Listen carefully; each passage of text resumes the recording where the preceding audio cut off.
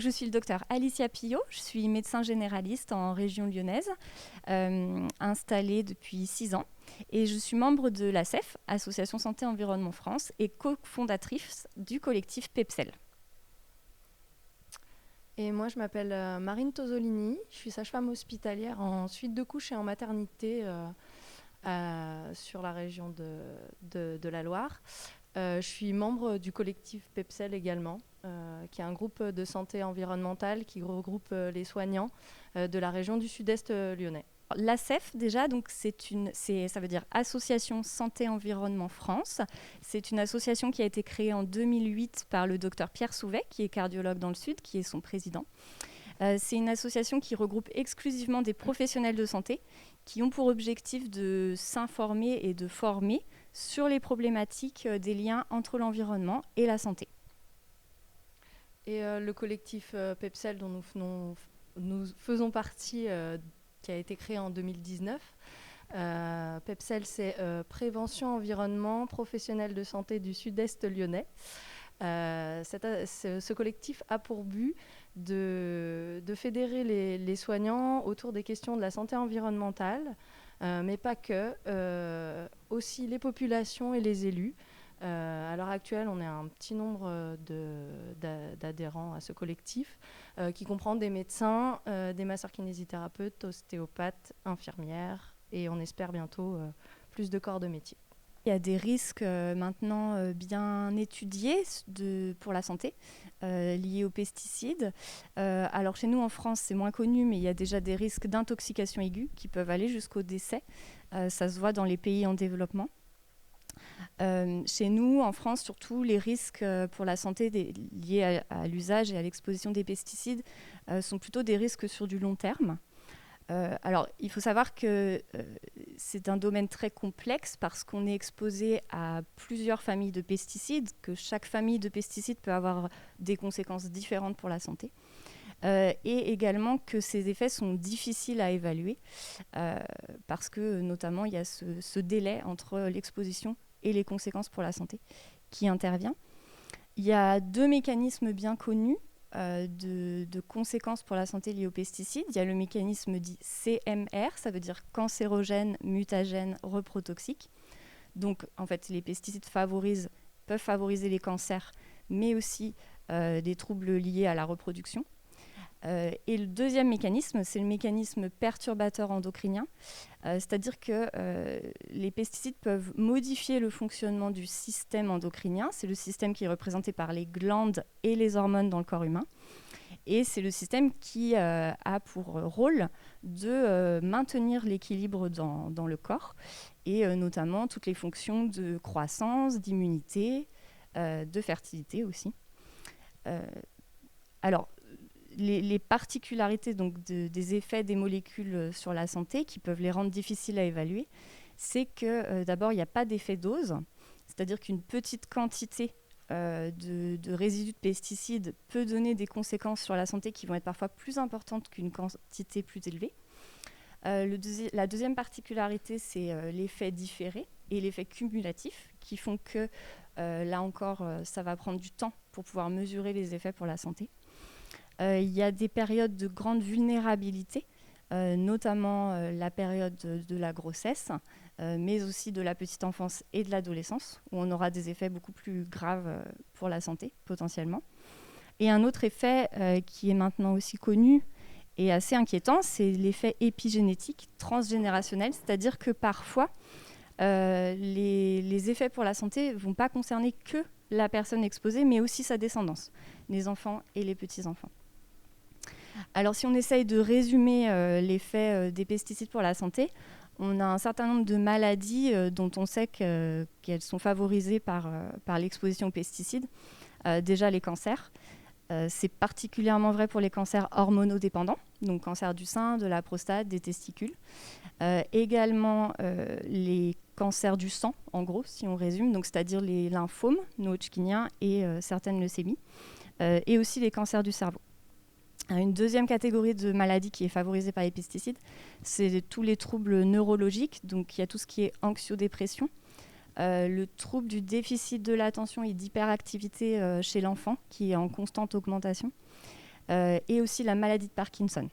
C'est bien évalué ça. Et un troisième effet, c'est sur les troubles métaboliques, notamment le diabète de type 2, qui augmente également énormément dans nos sociétés. Il faut savoir que les agriculteurs sont en fait les plus touchés par toutes ces problématiques de santé. On a des études qui montrent qu'ils ont 2 à 3 fois plus de risques de développer certaines de ces maladies que la population générale lorsqu'ils utilisent les pesticides. Et la maladie de Parkinson et le lymphome non-hodgkinien sont même des maladies reconnues comme maladies professionnelles pour les agriculteurs. En ce qui concerne mon métier de sage-femme, l'exposition aux pesticides favorise les avortements chez la femme enceinte et aussi les malformations. Alors en ce qui concerne les malformations, elles peuvent avoir lieu très tôt en fait, dans la grossesse parce que la période d'exposition aux pesticides commence dès le départ à l'état de cellule. Et les principaux organes touchés sont le système nerveux central et les organes génitaux. Le début de la formation du système nerveux central en embryologie, c'est la 3e semaine. À savoir que le retard de règles, on commence à se poser la question à partir de la 4e semaine. Donc on a déjà été exposé. Voilà, donc, et il a été noté, il y a eu des études, notamment au niveau des organes génitaux masculins, de grosses anomalies dues à l'exposition des pesticides. Par la suite, il y a l'allaitement maternel. Durant la période périnatale, quand on veut nourrir son enfant, l'allaitement maternel est le meilleur moyen de nourrir son enfant. Les bénéfices sont prouvés par rapport à l'allaitement artificiel. Mais il n'empêche que les pesticides passent au travers de l'allaitement maternel. Donc, effectivement, une information de la part des soignants et notamment de mon corps de métier est quelque chose qui devient indispensable pour que les femmes puissent être informées de manière éclairée. Les études montrent que même, quel que soit le lieu de vie, on est exposé même quand on mange bio, parce que l'exposition ne se fait pas seulement par l'alimentation, elle se fait aussi par l'air qu'on respire. C'est notamment vrai dans les zones rurales, surtout au printemps, dans les périodes d'épandage de pesticides, et également malheureusement par l'eau. Parce que les pesticides ils sont épandus sur les champs, mais par ruissellement, sous l'effet des eaux de pluie, nos rivières et les nappes phréatiques, les milieux aquatiques sont aussi extrêmement imprégnés de nombreuses molécules de pesticides qu'on retrouve dans l'eau du robinet en fait. Les risques d'exposition aux pesticides sur la métropole sont effectivement, pour nous, assez limités par rapport à l'exposition rurale. Et parce que il n'y a pas d'exposition aérienne du fait de l'épandage.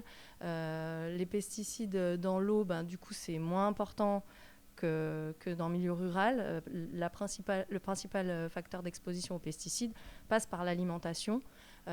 Après, il y a énormément de progrès au niveau citadin en ce qui concerne l'offre de magasins bio, d'AMAP.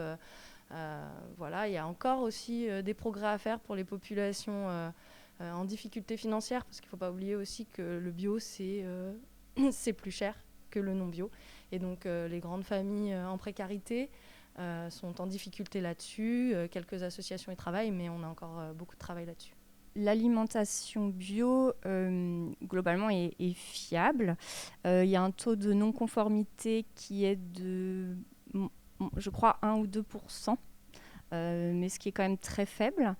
Sur les bénéfices au fait de manger bio, on manque encore beaucoup d'études parce que il faudrait des études de très longue durée sur des très grandes populations et éliminer un certain nombre d'autres biais qui influencent la santé, comme l'activité sportive, une alimentation plus ou moins végétale, etc. Mais on a quand même une grande étude qui est assez récente qui a démontré que les consommateurs réguliers de bio ont une réduction de 25%, ont moins de 25% de risque de développer des cancers par rapport aux consommateurs occasionnels ou aux non-consommateurs de bio. Et cette diminution du risque était encore plus marquée pour les cancers du sein après la ménopause et les lymphomes non-hodgkiniens. On sait que le nombre de cancers augmente énormément. On est de l'ordre d'une multiplication par 2 en 25 ans. Les chiffres sont extrêmement importants. Mais c'est difficile de les rapporter aux pesticides parce qu'il y a d'autres facteurs qui influencent cette augmentation du nombre de cancers. Il y a l'allongement de la durée de la vie, il y a un meilleur dépistage aussi. Et puis tout un tas d'autres facteurs alimentaires, environnementaux, le tabac aussi, comportementaux, la sédentarité. Il y a beaucoup d'autres facteurs qui influencent aussi cette augmentation du nombre de cancers. Donc c'est difficile de pouvoir rapporter précisément ce qui est lié aux pesticides ou à d'autres facteurs. C'est tout ce qui concerne, c'est l'épigénétique en fait qui influence autour. C'est nos comportements qui influencent la montée des cancers. Il n'y a pas que manger bio, quoi, effectivement.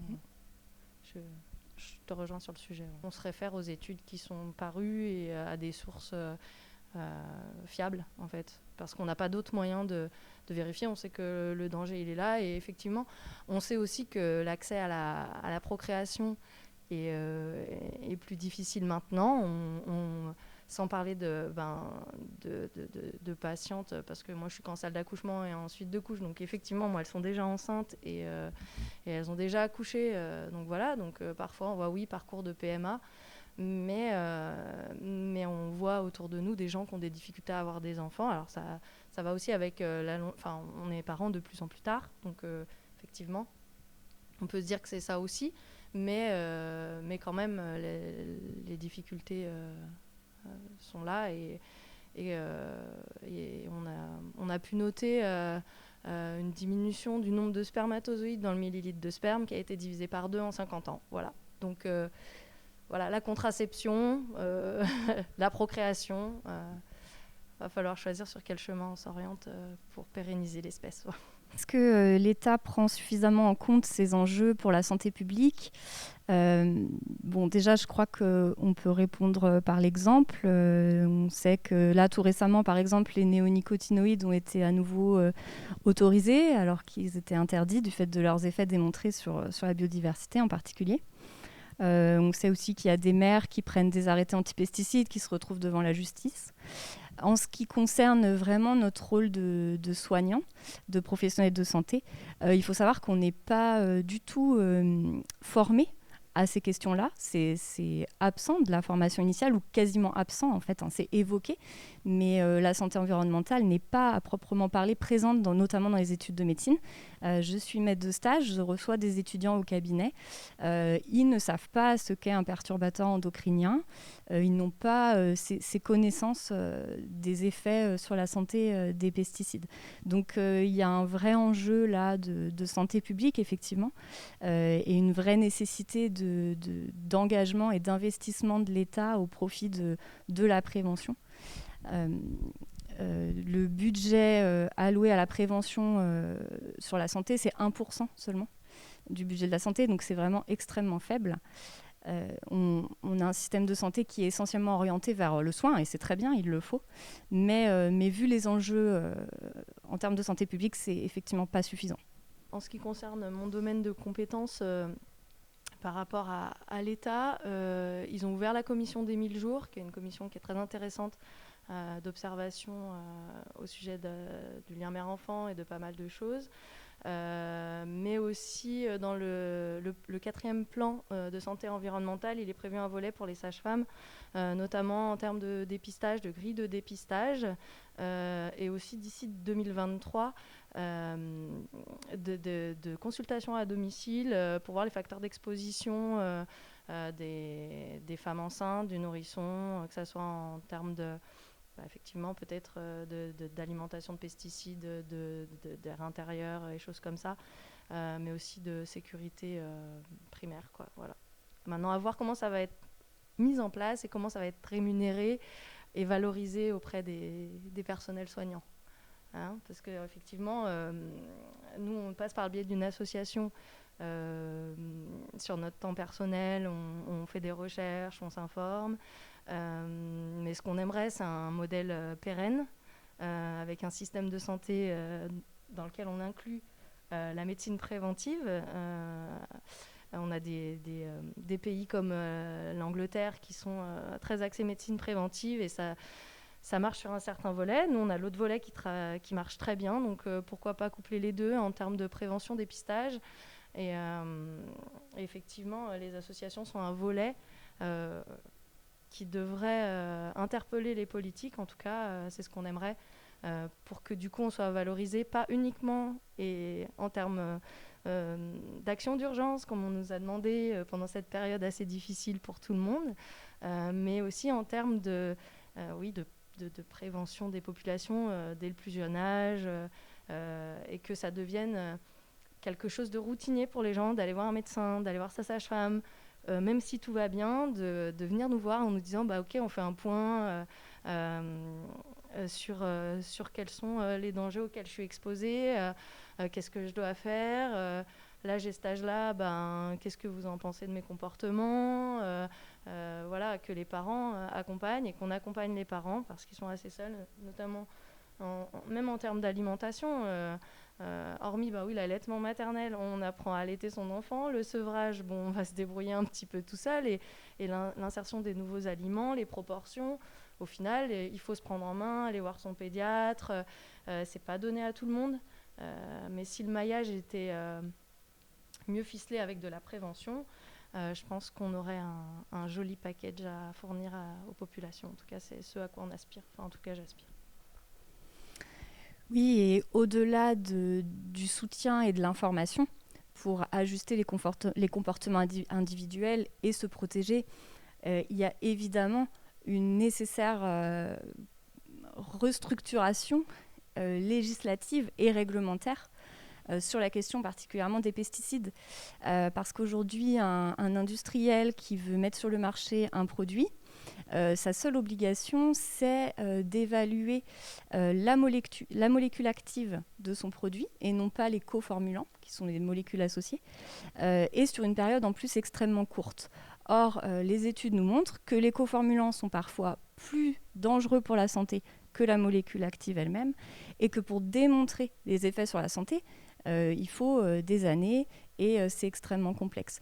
Donc, du coup, régulièrement, des molécules finissent par être interdites, mais le temps qu'on démontre leur danger, elles ont été déversées massivement dans l'environnement. Et puis, du coup, qu'est-ce qu'on fait ? On les remplace par d'autres molécules qui sont mises sur le marché avec la même méthode que la première, et on répète la problématique. À savoir que les molécules qui peuvent être interdites en France sont revendues à l'étranger. Voilà. Donc c'est une question éthique qui est pas très facile à assumer. Enfin, je trouve que ce genre de fait, quand on entend ça en tant qu'humain et qu'on s'intègre dans un système de globalité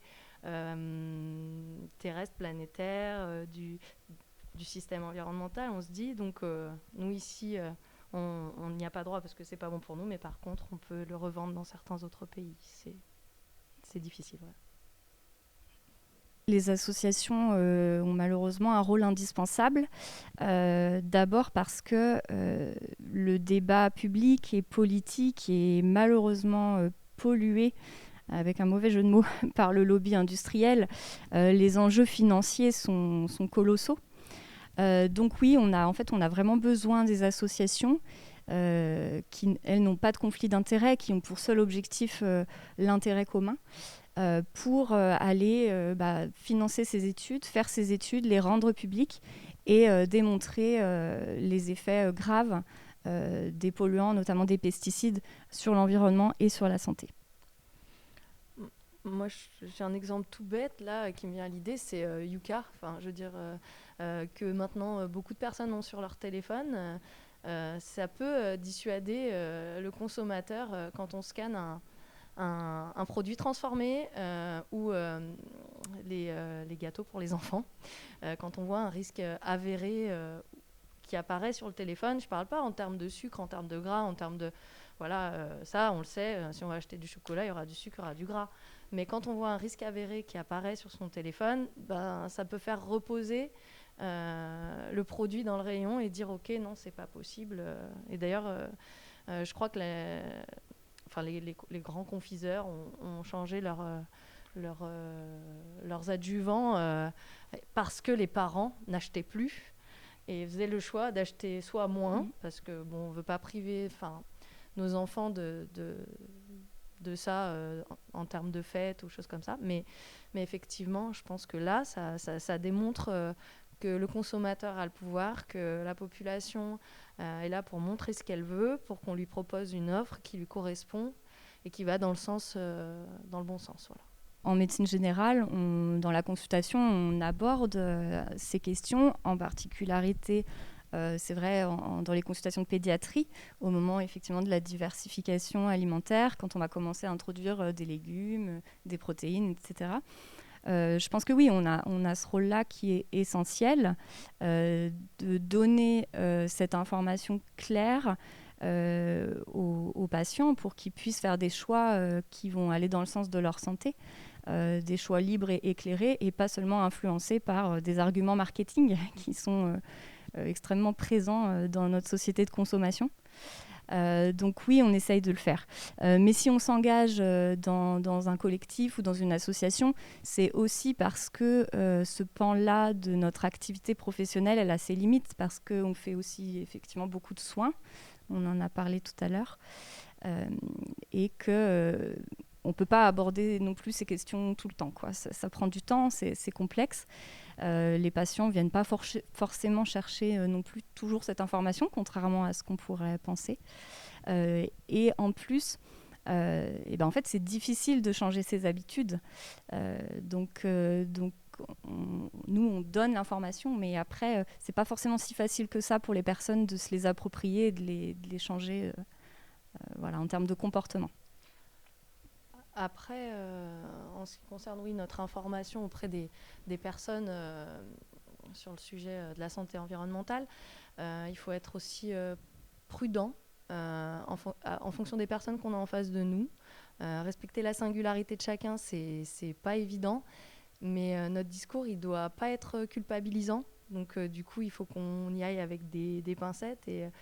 je vais faire du copyright. J'ai entendu l'expression opti-pessimiste, rester optimiste, mais quand même avoir effectivement une vision pessimiste sur ce qu'on fait, mais bon, faire un petit mélange des deux pour pouvoir être en accord avec le patient qu'on a en face de nous et réussir à le respecter et pas lui mettre une pression sur les épaules qu'il n'a pas besoin d'avoir non plus, quoi.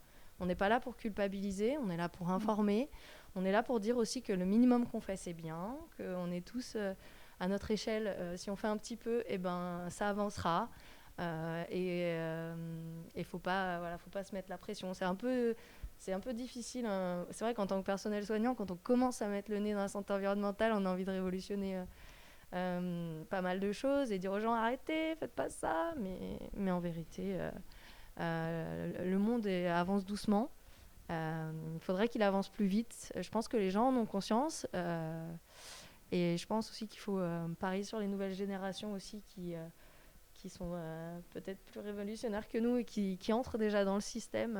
Voilà. Mais attention à la manière dont on leur véhicule le message parce qu'on commence très tôt et ils sont très sensibles à la vie des animaux, tout ça, et ils peuvent prendre le message un peu violemment, voilà. Donc un peu de précaution, mais de la bonne information. Oui, c'est vraiment intéressant cette question-là. Il y a une question émotionnelle, je trouve, dans la question santé-environnement. Moi, je suis médecin, ça me pose problème de diagnostiquer et de traiter des cancers et des maladies de Parkinson sans m'interroger sur leurs causes et sans essayer d'agir en amont. Et d'un autre côté, on est aussi dans une société qui est déjà anxieuse. On a un certain nombre de raisons de l'être. Nous, on a plutôt envie d'être celui qui va accompagner, rassurer, pas forcément celui qui va rajouter de l'inquiétude. Donc, effectivement, en termes de communication et pour que le message soit bien perçu et accompagné d'un changement au sens positif, il faut effectivement aussi être très attentif au temps de la personne qu'on a en face de nous, du patient. Est-ce que c'est le bon moment pour lui en parler? Est-ce qu'il est capable de recevoir l'information? Qu'est-ce qu'on va pouvoir lui apporter à cet instant-là? Alors en médecine générale, on a de la chance parce qu'on suit les gens dans la durée, donc on sait que Voilà, parfois c'est pas le moment, mais on va les revoir, les patients, on pourra peut-être aborder ces questions-là plus tard. C'est beaucoup plus facile quand la question vient d'eux, forcément. La question de la science en santé-environnement, c'est une question fondamentale. Nous, dans nos associations et notre collectif, on est très attachés à la rigueur scientifique. On pense que effectivement, la science, c'est un outil d'information qui est très précieux. Mais qui est aussi très complexe.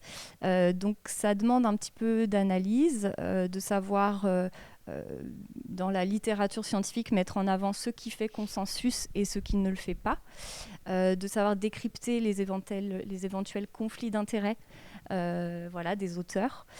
Donc c'est un travail qui est extrêmement complexe et extrêmement important. Et justement, on a vraiment à cœur, nous, dans notre collectif, de baser nos discours et les informations. Nous ne sommes finalement que des transmetteurs de l'information qui se veut basée sur une science la plus dénouée de conflits d'intérêts et surtout associée à un certain consensus. Ouais. Et donc en ce qui concerne du coup la science, ce qui est vrai aujourd'hui n'est pas forcément demain, nos comportements doivent évoluer, donc c'est pour ça qu'on est attaché à l'information et qu'il faut qu'on réajuste nos données assez régulièrement, ce qui prend du temps. Peut-être que des fois on ne sera pas tout à fait juste, mais il faudra nous en faire part parce que c'est comme ça qu'on avance.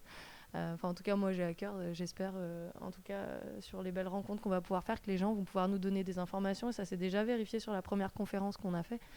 Un bel échange avec les personnes en face de nous, et pour nous faire grandir aussi dans le message qu'on véhicule, et qu'on puisse aller vérifier les nouvelles données, et les choses comme ça. Après, pour ce qui est de faire confiance aux produits qu'on a dans notre assiette, pour en revenir au sujet, je pense qu'à un moment donné, c'est là où il faut lâcher prise. Enfin, il faut regarder la provenance du produit, l'endroit où on l'achète, et puis après, on fait de son mieux. Voilà. Là, du coup, on peut pas aller. Il y a un moment où notre contrôle s'arrête et il faut l'accepter. Et voilà, on fait au mieux. On trouve ce qui est le plus facile pour nous dans notre organisation de tous les jours, parce que en tant que parent ou même qu'étudiant, étudiant, on n'a pas forcément les fonds pour tout acheter bio ou machin. En tant que parent, on voudrait le mieux, mais en fait, il faut faire 3/4 d'heure de route pour aller chercher des couches. Donc là, on trouve un autre moyen qui correspond en termes de ce qui est acceptable pour nous. Voilà, je dirais que trier ses déchets, c'est à la portée de tous. Il y en a qui le font plus ou moins bien, mais bon, l'important c'est d'apprendre et de s'améliorer chaque jour, quoi. Alors, la question du lobby, effectivement, industriel, médiatique, il est extrêmement complexe. C'est aussi pour ça que nous, on a besoin d'avoir des sources d'informations dans lesquelles on a confiance, et qui vont nous servir par la suite pour informer.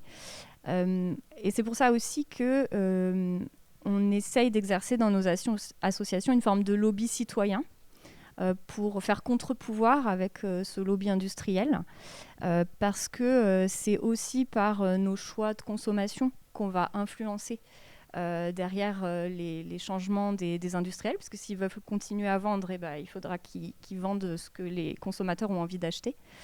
Et puis effectivement, on a aussi un rôle, je pense, au niveau médiatique, dans le fait d'aller discuter des études scientifiques qui ne sont pas forcément médiatisées, pour apporter une information la plus juste possible. En tant que personnel soignant, il faut exercer son droit de critique, en fait, en fonction des informations qu'on nous présente et qu'on accepte ou pas. À chacun de voir midi à sa porte. On est un jeune collectif, donc là, c'est vrai qu'on est en période de réflexion. Il nous faut du temps pour savoir comment on va faire évoluer ça. Le but, effectivement, ça serait d'informer un maximum de personnes, de faire des réunions d'information pour toutes les personnes, que ce soit soignants, non soignants. Alors, ajuster le discours global sur une conférence C'est vrai que Alicia l'a déjà fait, ça se fait. Après, on se pose des questions. Est-ce qu'il ne faut pas qu'on fasse un discours plus poussé pour les personnels soignants, un peu plus imagé pour l'ensemble de la population, pour que ça parle à tout le monde. Voilà, on aimerait faire de la formation, de l'information, même peut-être des choses ludiques, mais ouais, c'est vrai que pour l'instant, on est un tout petit noyau et on est des bébés à l'échelle des collectifs, donc voilà, on travaille là-dessus. Oui, la présence dans les médias, elle paraît importante, c'est un de nos objectifs. La parole publique est importante. En plus, je crois vraiment qu'en tant que professionnel de santé, on a un pouvoir d'influence, on bénéficie d'une certaine confiance. Euh, bon, avec beaucoup de précautions, hein, mais en tout cas, sur notre territoire où on est connu en tant que professionnel, voilà, les gens savent qu'on est quand même assez dévoué à eux, à leur santé, qu'on fait de notre mieux. Donc cette confiance, elle est importante. Aujourd'hui, la confiance, c'est quelque chose de très fragile. Donc je crois que oui, c'est vraiment un de nos objectifs, c'est de pouvoir faire entendre cette parole, ces informations, ces inquiétudes hein, que nous avons nous-mêmes pour la santé. Et effectivement, la CEF a déjà depuis des années beaucoup participé à des tribunes, répondu voilà, à des interviews, fait aussi ce travail-là d'information large, pas seulement aux professionnels de santé. Et ça paraît être quelque chose d'indispensable. Ouais. Et du coup, en ce qui concerne la confiance des populations, des soignants, c'est vrai que de par le collectif et l'information qu'on essaye de trouver de manière rigoureuse, c'est à travers ça qu'on veut que projeter un message clair, quoi. Enfin, si à l'heure actuelle, l'étude dit que, et il y a une étude sérieuse qui montre que, les gens ont le droit de savoir, c'est très difficile de glaner les informations, même si on a de plus en plus accès à l'information, trouver la vraie information, en fait, c'est pas si simple que ça. Et du coup, nous, on essaye de faire ce travail-là pour que les gens n'aient pas à le faire et s'ajustent en fonction. Voilà. Nous, en tant que professionnels de santé, trouver notre place et notre légitimité dans notre collectif, ça n'a pas été si difficile parce qu'en fait, la mobilisation des professionnels de santé sur ces questions, elle est quand même relativement récente. Alors certains ont commencé il y a déjà plusieurs années, mais vraiment, ça se développe beaucoup là depuis 2-3 ans. On est en lien avec d'autres soignants sur toute la France qui ont les mêmes projets. On essaye d'ailleurs de se relier. Et du coup, je crois vraiment qu'en tant que soignant, on a la légitimité pour parler de la santé. Donc on trouve notre place. Mais oui, ce qui est intéressant, c'est d'essayer de se coordonner avec les autres associations qui, elles, existent depuis bien plus longtemps. Et je pense qu'avec cet apport scientifique rigoureux des liens santé-environnement, en tant que médecin, sage-femme, infirmière, on va pouvoir aller soutenir et donner encore plus, on va dire, de poids et de validité à ce que font les associations qui existent déjà. Donc en fait, je ne vois pas vraiment notre rôle comme quelque chose qui vient en plus à côté, mais plutôt un collectif qui va venir soutenir ce qui existe déjà et les aider. Effectivement, du coup, dans les associations qui sont proches de nous, on a vu que à la première conférence qu'on avait faite, on avait des collectifs d'écologie qui étaient venus et qu'on avait pu échanger sur certains sujets, qu'ils avaient d'autres données plus locales du coup et qui nous permettaient aussi de faire un échange. Et je pense qu'effectivement, le but c'est de se rapprocher aussi des autres associations qui sont bien sûr sur la même longueur d'onde que nous et qui sont bien informer, de faire des choses en commun. Voilà. Le pilier des associations, en général, je pense que c'est pas seulement de transmettre l'information aux citoyens. Il y a des associations environnementales qui mènent des actions de terrain beaucoup plus concrètes, en faisant du lien, par exemple, avec des producteurs pour mettre en place des ventes de produits, de légumes et fruits et légumes bio, par exemple. Des associations qui vont agir sur le terrain pour aller protéger la faune ou voilà, mettre en place des actes vraiment très concrets. Mais c'est vrai que pour nous, en tant qu'association santé environnement, en tant que collectif, on est quand même vraiment plus sur cette action de sensibilisation des citoyens, d'information.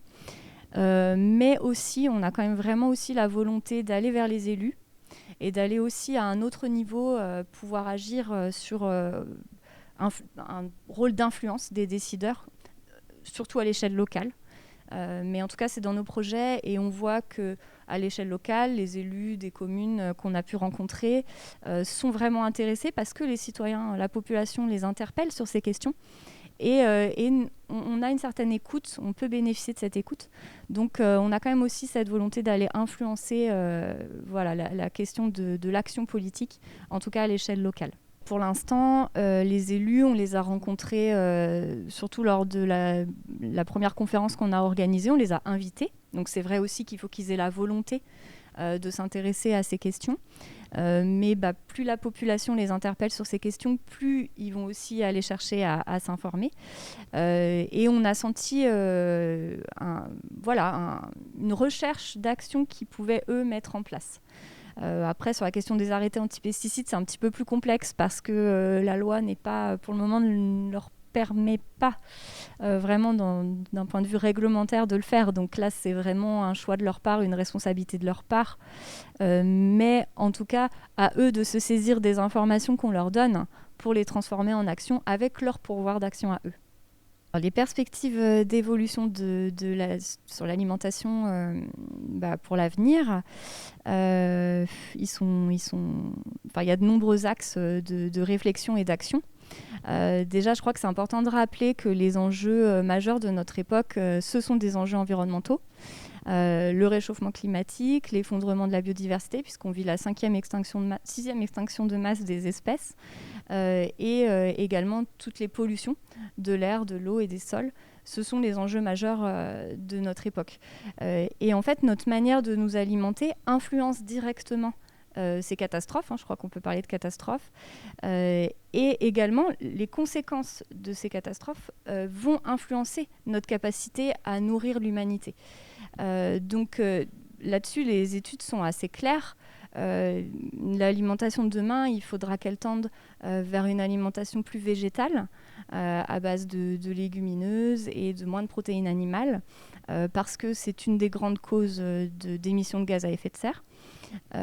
Également vers une alimentation plus saine, donc moins de pesticides, et vers des cultures plus respectueuses de l'environnement, si nous voulons en fait garder des rendements agricoles à la hauteur des besoins alimentaires pour l'humanité, et en plus une alimentation qui serait plus saine. Moi, je pense vraiment que c'est un travail à faire avec, en ce qui concerne l'alimentation de demain. Je pense qu'effectivement, le travail, il va être sur notre assiette, mais aussi sur les gens qui fournissent ce qu'on a dans notre assiette. Et nos agriculteurs, ils sont pas très bien en ce moment.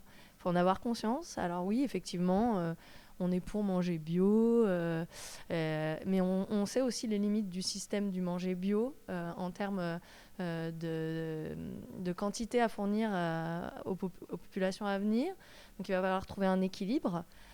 Pour trouver cet équilibre, il faut qu'on aille voir les gens qui doivent mettre ça dans notre assiette. Et actuellement, il y en a beaucoup qui sont seuls, qui n'ont pas forcément les moyens de se former, parce que déjà, ils n'ont pas le temps.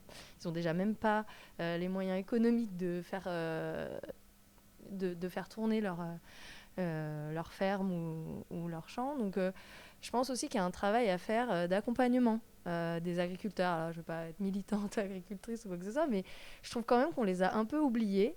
En pensant chacun dans son assiette à manger du bio, mais pas forcément en donnant les moyens aux gens qui pourraient fabriquer le bio, mettre en place des formateurs pour aller dans les champs, pour leur dire oui, alors financièrement, on pourrait faire évoluer votre système avec un apport. Bah oui, j'étudie votre cas et on améliore la façon dont vous faites votre rendement et avec votre terre, voilà. Mais là, effectivement, c'est pas immédiat, mais je pense que c'est une piste d'action si on veut faire évoluer notre alimentation. Il faut commencer à la base. Donc, il y a la graine. Et la graine, c'est les agriculteurs qui les plantent.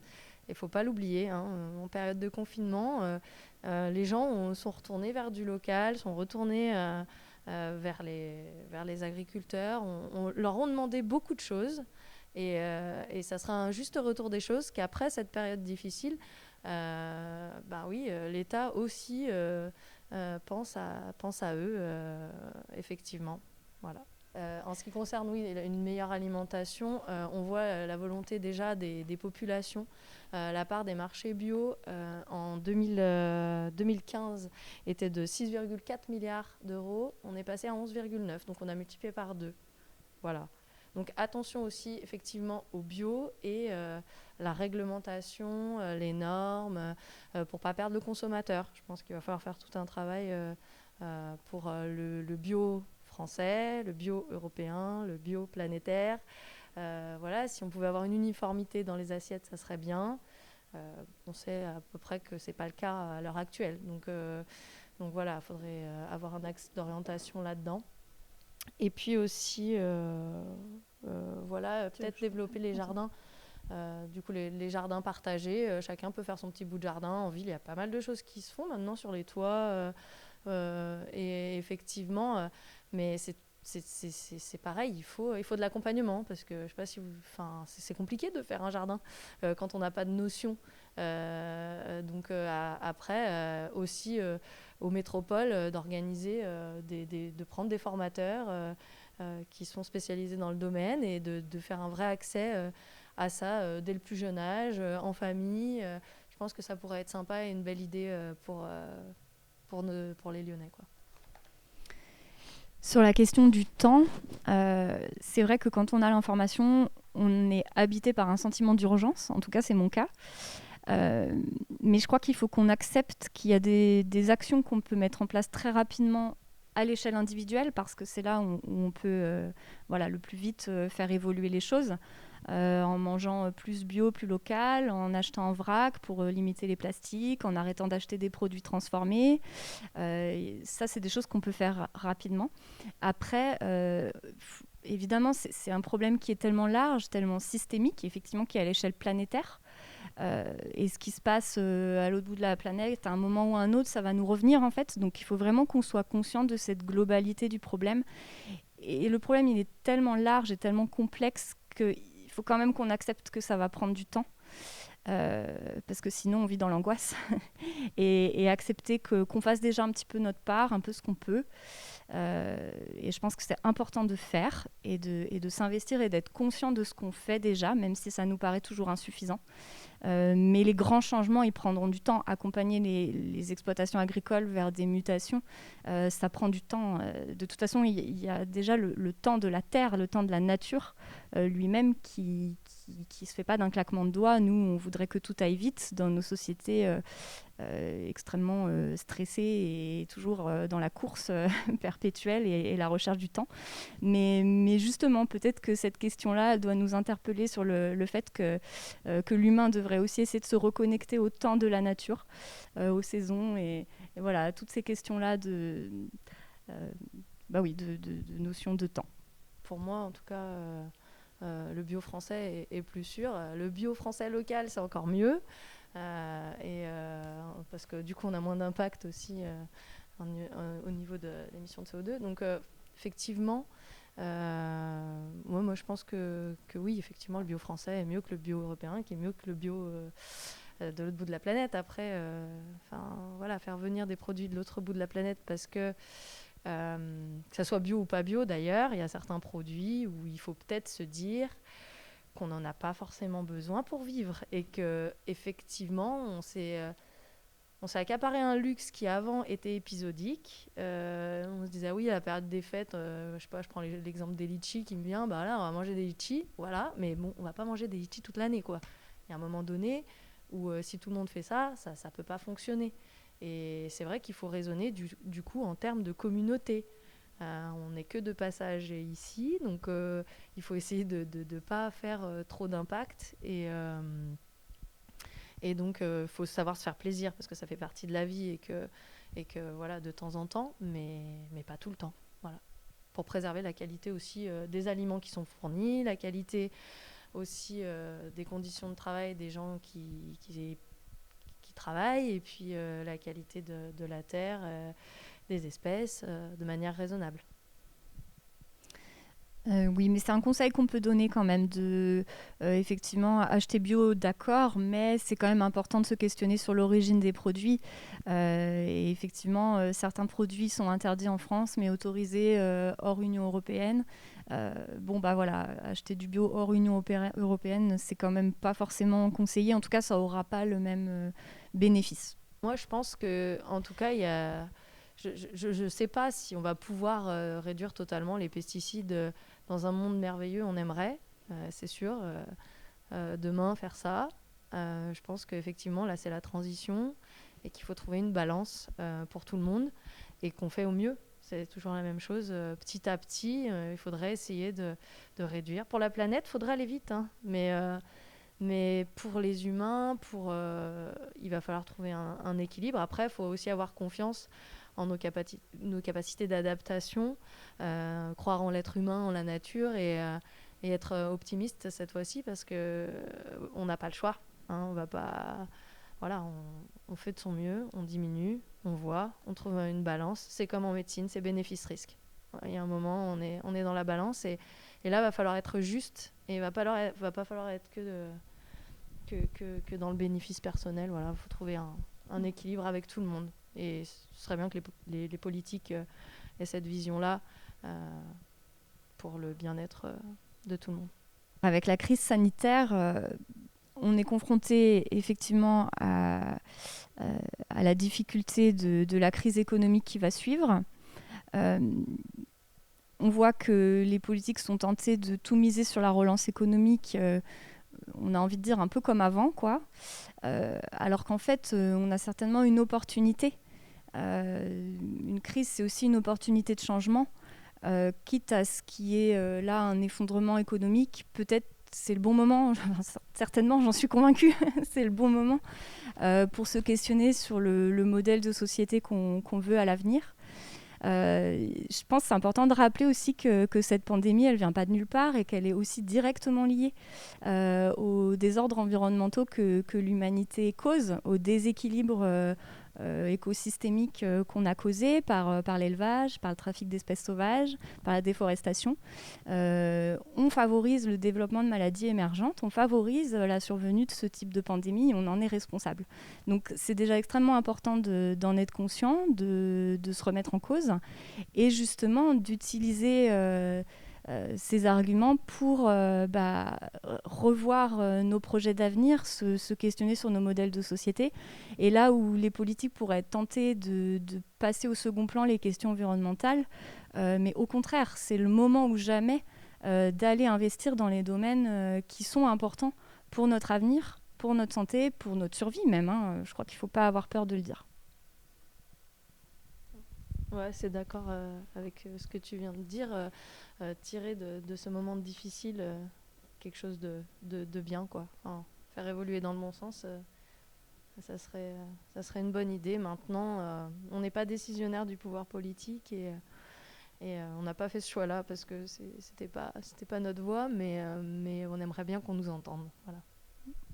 L'Anthropocène, en fait, c'est décrit comme la période actuelle que l'on vit. Je crois qu'il faut qu'on soit conscient qu'à l'échelle de l'humanité et plus largement à l'échelle de la planète, nous vivons une période absolument historique parce que l'humanité s'est déjà beaucoup étendue sur le globe, beaucoup développée. On est de plus en plus nombreux, mais aussi parce que nous avons modifié en profondeur notre lieu de vie, la planète, notamment pour nous nourrir. Et le problème, c'est que les conséquences de ces changements sont telles alors certes, ça nous a permis un certain développement économique, nous avons gagné en qualité de vie, en tout cas pour une partie de la population. Il ne faut pas oublier que ça s'est fait aux dépens de certaines populations beaucoup plus fragiles, vulnérables et qui vivent dans la pauvreté ou même sans pouvoir se nourrir. Donc il y a des inégalités majeures sur la Terre. Et en plus, les conséquences des changements que nous avons provoqués sur la Terre reviennent en nous menaçant en fait nous-mêmes, en menaçant notre survie. Donc effectivement, c'est difficile à appréhender parce que on le voit pas dans notre quotidien, parce que ça se fait pas forcément à l'échelle de notre vie, de notre rythme de vie. Mais je crois que c'est extrêmement important qu'on soit conscient de ça et que on prenne la mesure de ce que ça implique, parce que en fait l'urgence elle est vraiment là. Et notamment avec le réchauffement climatique, on sait que les conséquences, on commence déjà à les mesurer, ça a déjà commencé dans certaines parties du globe, mais même chez nous avec les canicules et les sécheresses. Et en fait, c'est nos enfants, hein, là on n'est plus dans 10 générations. On sait que nos enfants et nos petits-enfants là, vont vers un monde qui va devenir de moins en moins facilement habitable, vivable, avec des ressources naturelles menacées. Donc c'est des questions extrêmement préoccupantes et je crois qu'il faut qu'on s'en saisisse tous. C'est vraiment très important, même si c'est compliqué. Au-delà de ce qu'on peut faire en tant que professionnel de santé auprès de nos soignants, de nos patients et de la population, je crois que c'est aussi extrêmement important qu'on se rapproche d'autres disciplines. La question est tellement globale que c'est vraiment important qu'on puisse aussi échanger avec des écologues, des vétérinaires, des climatologues, parce qu'on a tendance à trop travailler dans une discipline, à être un peu spécialiste d'une discipline, mais les questions de santé planétaire, elles doivent vraiment s'attacher à une vision globale de ces questions. Et à ce titre-là, j'aime bien le concept One Health, une seule santé, qui a pour objectif de rattacher santé humaine, santé animale et santé environnementale, santé des écosystèmes. Et ça, je crois que aussi d'un point de vue même universitaire ou de la recherche scientifique, il faut qu'on travaille avec beaucoup plus de disciplines différentes au-delà de nos champs de compétences, parce que ça peut enrichir les connaissances et du coup nos moyens d'action pour l'avenir.